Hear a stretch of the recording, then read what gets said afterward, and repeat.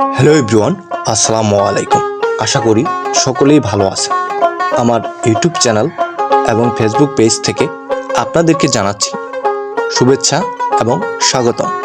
সম্মানিত ভিউয়ার্স, দেখতে পাচ্ছেন এখানে ধানগুলো মাটিতে লুটিয়ে পড়ে আছে। তার একমাত্র কারণ হচ্ছে বৃষ্টি এবং বাতাস।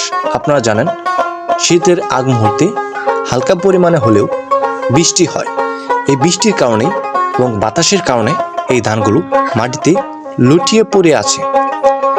এই ধানগুলো পড়ার কারণে কৃষকের কিন্তু একটা ব্যাপক পরিমাণে ক্ষতি হয়ে গেছে।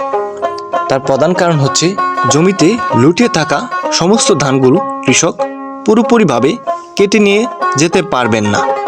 দ্বিতীয় কারণ হচ্ছে এই ধানের যে সোনালী কালারগুলো থাকে সেই কালারগুলো নষ্ট হয়ে যাবে, যার কারণে কৃষক কম দামে এই ধানগুলো বিক্রি করতে হবে।